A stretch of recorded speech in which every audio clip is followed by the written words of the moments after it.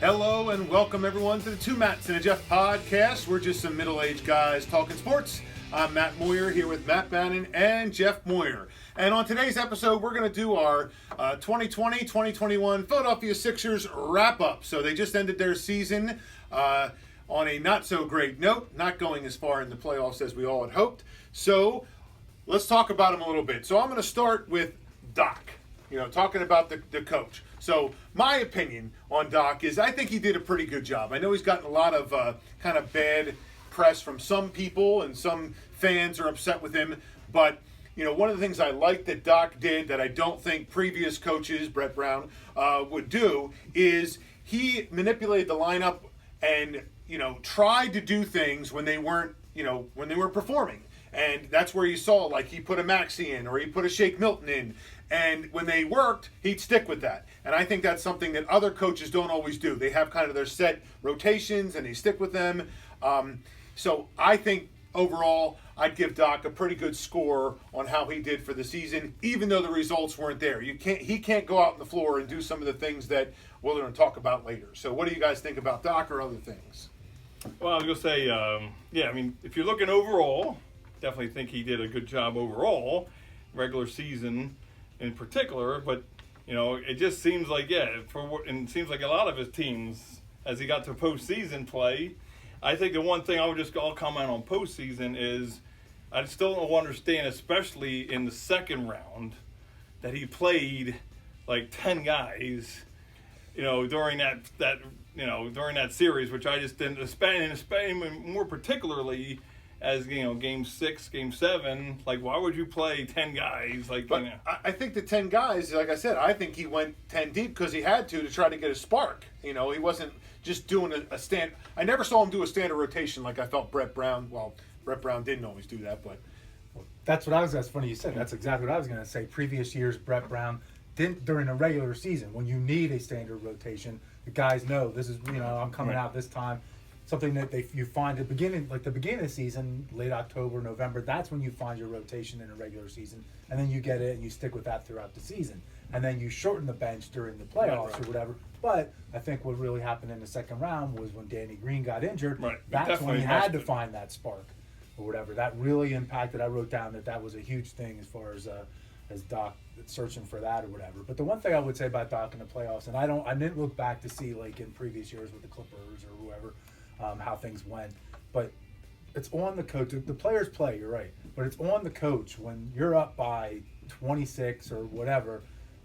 That's your job to make sure to motivate those players to keep their foot on the gas, not to let up or whatever. Maybe he did that. Wasn't in the huddles or whatever, obviously, and maybe he did that. But it just seems to me like the coach would have ensured that at least one of those two games that they didn't give up the lead. I think that's a fair statement to make about it. And the thing that I was a little frustrated with Doc was, in some of those games when you're getting down to the end, you can't expect your 7-footer to create the shots. And Joel was having to do that, and that's where your coach should step in and draw something up or something.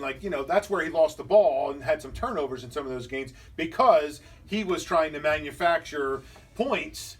And he shouldn't have to do that. And that he should have been leaning on some other guys. And I put some of that on the coach and some on the other players, which I think transitions into, Embiid. What do you think about Embiid this season? Well, I believe he stepped up and he's improved on what Brett Brown maybe let him do, which was, come step up and just take too many threes. I mean, he can make a three. But especially like early on in in the shot clock, he just, settled for a three. He's very talented and can make all kinds of different shots. I don't necessarily need him completely in the post all the time because, the NBA is not that anymore. So he can do those other things.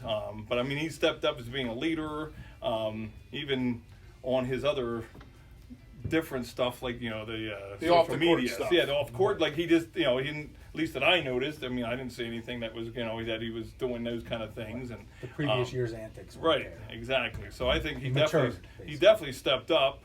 And you could see, at the end especially, I think he got frustrated with Simmons, which we'll talk about, obviously. But anyway, I think he rose up.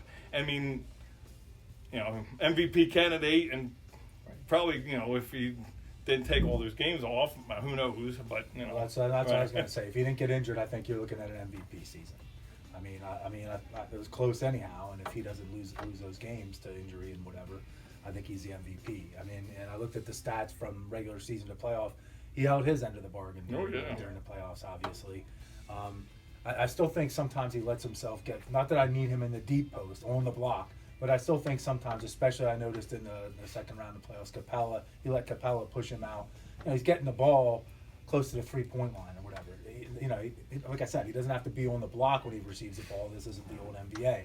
But I think that he could have used some of his strength to not allow himself to end up with the ball, one step or two steps inside the 3-point line instead of in the mid post. Yeah, I agree with that. I think if I was making one, criticism of him, he let that happen. Now, did he let that happen because he was pressing to try to get more points because they needed him to? Sometimes the guys, they delivered the ball to him there, and they shouldn't have. I would have preferred to see him set up down lower in the post more often. So that's one criticism. I mean, I'd give him a clear A. He stepped up, like you said, on all the off-court antics. He matured on the court. Yeah. He showed leadership. He did all the things you needed him to do. I do agree a couple times early in the shot clock, maybe more than a couple, where you're shooting a three. Well, that frustrates me. But I do like that he can shoot the three a little bit because it opens up the rest of his game. Yes, it does. Well, I was going to say the other downside, I think, and it's better than before, but I think his physical conditioning is not what it should be. I mean, like I said, it was definitely better than last year. Right. But I think that's the other reason why I think he settles for three, too, because he just doesn't want to keep running up and down and going down in the post. I would give him a little slack on that personally because I think, watch what he does on the defensive end of the court. Like he works hard. And, for the big guys, although the little guys, you think run around a lot, and they do, the big guys running from end to end all the time. Some of the little guys can stand out at the 3-point line, and he's shouldering, he gets he touches the ball almost every time on offense. The offense works through him. So definitely. I think his conditioning was pretty darn good. I don't have a whole lot of complaints about that per se. Well, I think that's one of the reasons when we talk about rotation, that maybe that's why, especially in the playoffs, that I don't think Dwight Howard did a whole lot, and maybe that's why he had to play, just because he had to. And I'll tell you what, I would talk about the bench and Dwight Howard, and I would give Dwight Howard some marks down from what I was expecting him to be and what he turned out to be. Not that he did a bad job, but I don't think he stepped up his game in the playoffs as far as on court. I think his off court stuff was really good, leadership-wise. Yeah. But, Matt, what do you think about, Dwight Howard's performance? I think he did okay this year, but like you said, I think he could have done better. My biggest thing with Dwight Howard is the mental aspect of the game. Especially, he's known for his defense, so you can't let up. There were too many times, especially I noticed in the playoffs, where there were too many times where he gave up things that he should not be giving up in the paint. Whether it's help defense or whatever it is, or post positioning on someone when Embiid's not in there and things. Just he's in there for rebounding and defense. Right. I don't care if he scores except for around the rim or whatever. But on defense, he gave up too many easy buckets. Yeah, and plus I was gonna say then he gets his technical fouls, which yeah I think it's and he didn't hurt us so much in the playoffs with that where he could have. In the regular season, maybe a little bit more with that. And I agree with you. He's in it for his defense, man. I would have seen a little bit more offensively from him. He seems like way more awkward, and then he'll have games where he grabs the ball and he knows exactly what to do with it, and other games where he can't even make a dunk when he goes up, which is bizarre. But he's not exact. I mean, he did okay. What about the rest of the bench and those guys? Or the starters? Let's talk about some of the other guys. We're going to save Ben for the last, I think. Yeah. Well, since we're talking about bench, I was going to say we just keep talking about the bench. Well, I just wrote down because of going from the last part of it, which was the playoffs. I read a thing in Game 7. Danilo Gallinari outscored our whole bench in 17 points and 15 points. He also outscored him in Game 5, which was the breakdown game of 16-13. So when you think of bench scoring, I mean they were a better bench than what we had last year. But yeah, playoffs got exposed. But again, the other thing is because what's his name got hurt. Danny That's Green getting exactly hurt, what I I was think, gonna say. had a Definitely huge hurt. impact on the bench. Definitely hurt. And I think, like Maxey matured out throughout the year. I think he gained experience and all that. So I mean, Maxey was not afraid of the moment No. for sure. But Matt, what were you going I to? was just gonna say, when you put that much, as much as your cap as you do into Simmons, Embiid, Into Harris. Harris. You put that much in, and then some more probably in Curry or whatever, and then I don't know how much Green occupied with the cap or whatever. But when you put that much into your starting five, you don't have a lot of No. flexibility as far as your bench. And Green's injury exposed that big time. Right. They just had they didn't have anybody. Like, you guys going way back or whatever, you guys remember Vinnie Johnson, a microwave? Oh, yeah. That's, Yeah.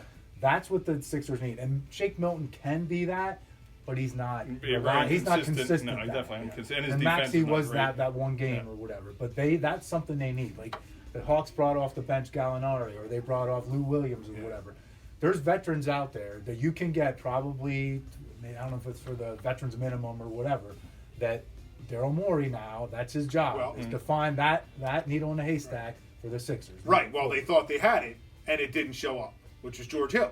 Yes. George Hill. Yes. He Yes. was a huge letdown on the bench to Yeah. me. Just huge. He was nothing. He meant nothing. He did nothing. He played a lot of minutes and didn't get a lot in the stat lines. But for someone who was I agree, but I don't think my expectation was probably not as high as yours, because someone who was basically given up on by multiple teams, he's not going to clear waivers. I think he cleared waivers or whatever. He's not going to do that unless there's a reason. True, So- but they put that yoke on him because Yes, they he did. got the time that you would expect from a guy who's going to produce, veteran, yep. and he didn't. A veteran, you wanted to, okay. Yep. It was always like, okay, well, when we get to the playoffs, That's he's gonna be he's part going of the rotation, yeah. So I think scoring wise, he was a letdown. I think Korkmaz had to move into a starting role, and Korkmaz just is what he is, and he's streaky, and if he doesn't come back, I'm not losing any sleep over it. That's for sure. Shake Milton, I think, again, streaky. If they have to use him to get another player or something, I have no problem with that. I think I was going to say Thibault is the one who also greatly improved. Right. I mean, and I just heard today he's going to actually play for the Australian Australian team. team Oh, is in he? the Yes. Olympics, so Good, which is going to good. give him to play and That's hopefully good. shoot, Well, work on the offensive end. in that conversation was he's playing, and guess who ain't? Right. Ben Simmons. And Thibault, I think, I think his defense is amazing. I'd still like to see him go to the basket more. When he goes to the basket, it's pretty nice. He just didn't do it enough. But when he's not playing the Olympics this summer, so when the Olympics over, take 2 weeks off or whatever, and then go in the gym and jack up 1,000 shots a day. Because if you have the confidence in that, and if you hit a couple of those, then people are going to be running out at you, and then there's that lane to open up to drive. So it complements. You're right about that. So I can't argue against that, but I do want to. I'd like to see him work on his moves to the basket more, Yes. because when he did that, he's explosive. He can jump, He can jump long. really high. He's long. He's long. very long. He's fast. Yep. He's quick coming to the basket. And the times he did it was pretty impressive. Yeah. And I think they just, the bench just got, exposed for that. I think the starters, for the most part, I can't have a whole lot of complaints, save one, of course. I mean, I think Curry earned every dime of his paycheck. Curry in the playoffs was better than Curry during the regular season or anything else. The people that ripped him during the regular season, this and that, he was worth every dime, in my opinion. That guy, I loved him in the playoffs. Great. Well, I was going to say, since we're talking about the whole overall season, we look at the starters, I think they finally put together, because you think of last year's team, Right. they just didn't fit. I mean, it just didn't work. At least, Put they non-shooters around right, Embiid. right. I mean, they did, all those guys pretty much did their job, during regular season in particular. Right.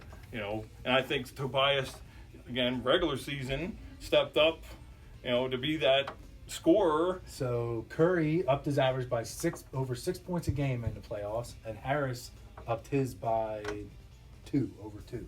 Right. So And he was already, but I mean, Harris right. already was, Right. Yes, right. I think right. Harris did a solid job in the playoffs. There were games where he wasn't as good as Right. we needed him to be, but overall, I thought he did very good job, and earned his paycheck, and he does a lot of things very well. We already talked about Embiid, Curry, Danny Green when he was in the playoffs was good, not great, but he's older. He's I mean, what he's going to be older at this age. Yeah. Right.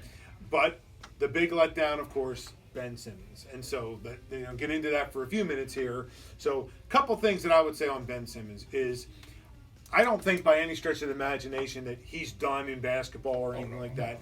I think it's probably time for a fresh start in Philly, but I don't know that that's going to happen. I definitely would not say now that he's going to not be a Sixer next year.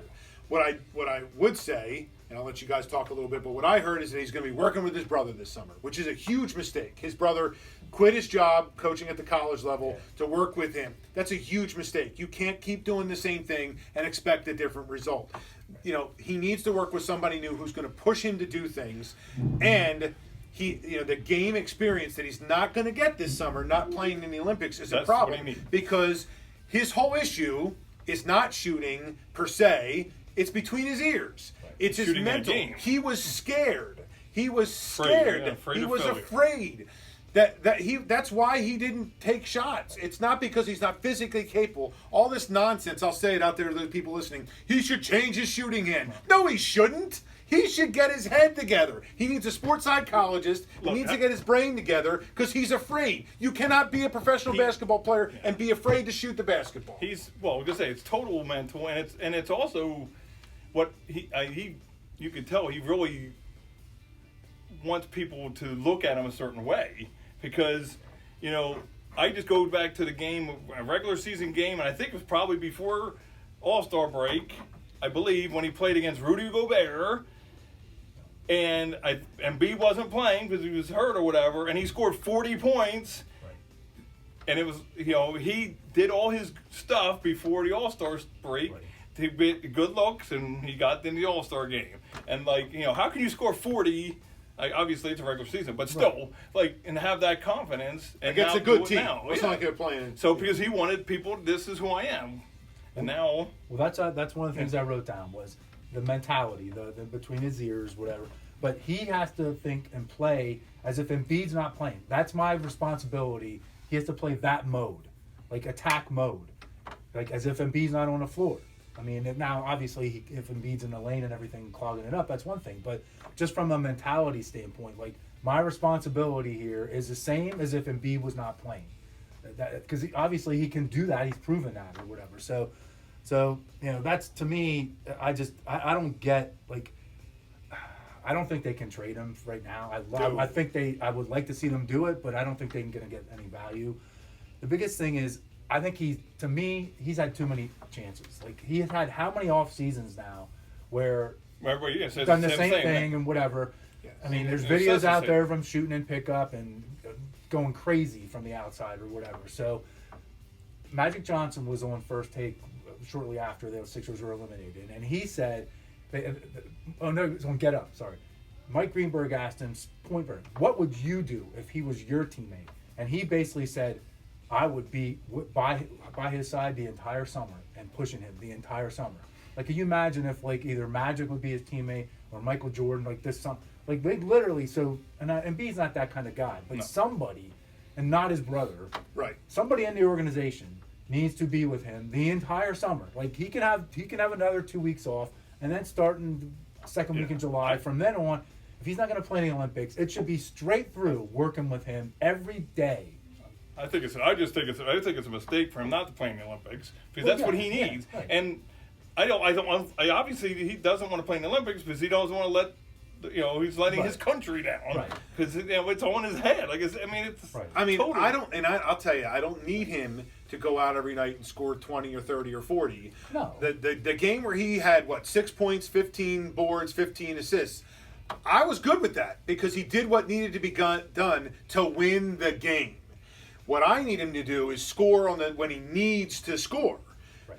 If you win the game, that's what matters. So listen, 15 boards and 15 assists is amazing. That's a great night.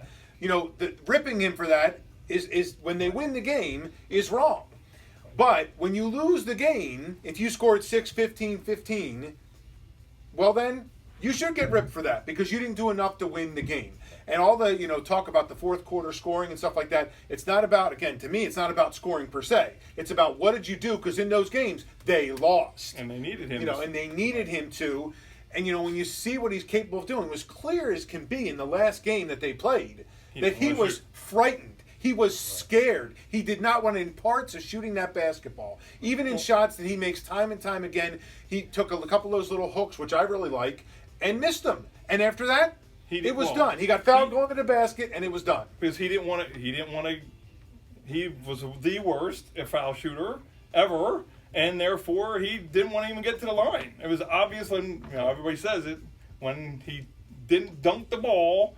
And he could have dunked it, probably, maybe not even got fouled even, but he didn't want to even have an opportunity to get fouled to go on the line, so he didn't dunk it. And that's the problem with him, is I don't know how you fix that. You can fix mechanics of a jump shot. Right. You can fix like all those things, which I don't think he even needs. If you watch him shoot, to me, it's okay. Right. Like even his foul shooting, it's okay. That's mental. When he misses those shots, that's completely 100% mental. He goes up to that line thinking, I'm going to miss. I don't know how you fix that.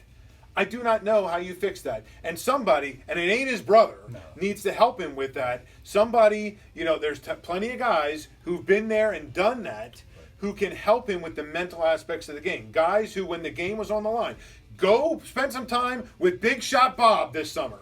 Because that guy, when the game was on the line, guess what? Was not afraid to ever take the shot, ever.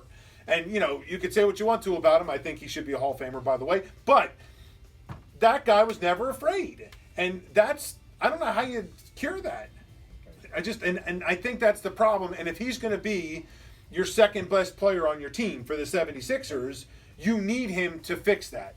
So if he can't, you need to move on to somebody else who can, like, I know a lot of talk about Dame Lillard and stuff like that, but Dame Lillard's not afraid. He's never going to be afraid to take the shot.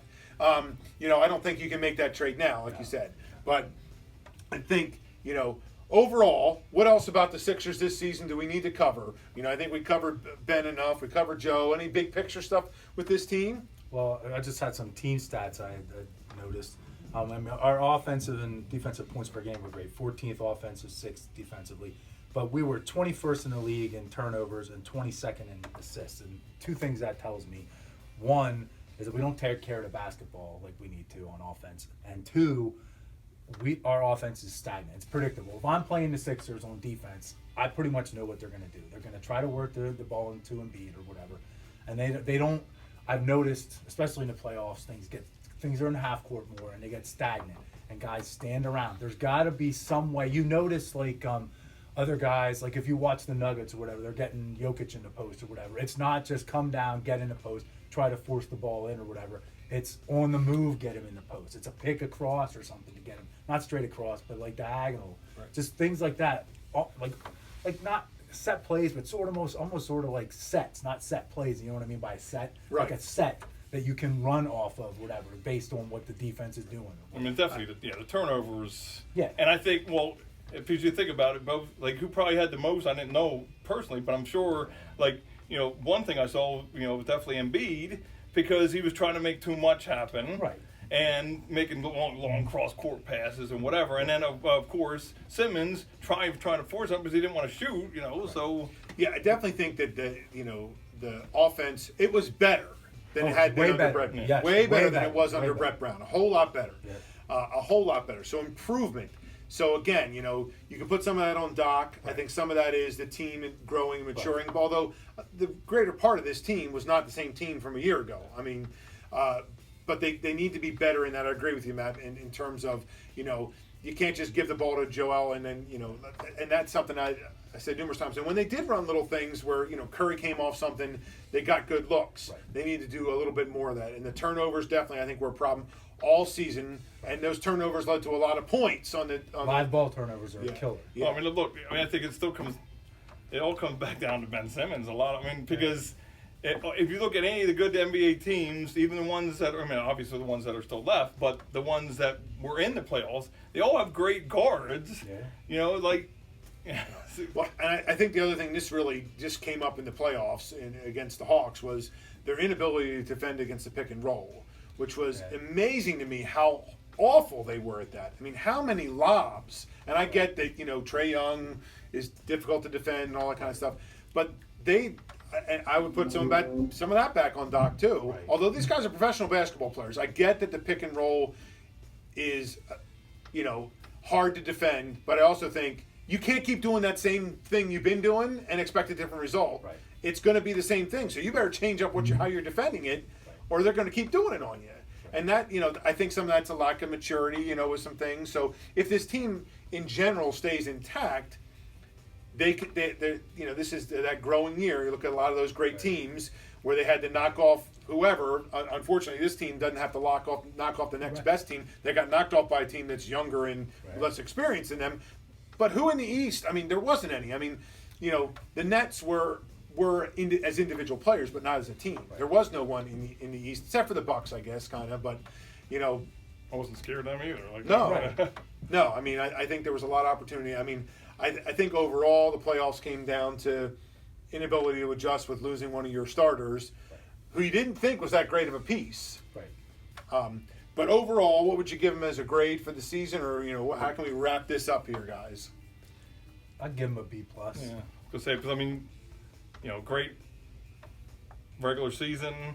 Even the first round was, okay, but yeah, just the bad disappointment and a bad taste in your mouth because of it. But yeah, it's difficult to gauge. A B+ I think might be a little high for me because the regular season was really good and as the 1 seed, love that. But the playoff disappointment, what I've said all season, to me, if they got to the Eastern Conference Finals, I would have felt like that was a successful season. Although certainly I think they had the ability to get to the finals and win. Right.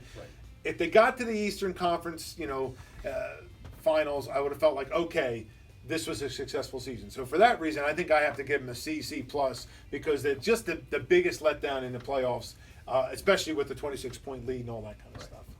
So I was going to say, I think I'm up in where Matt Bannon is, because if you look even preseason, the Sixers were like 4th.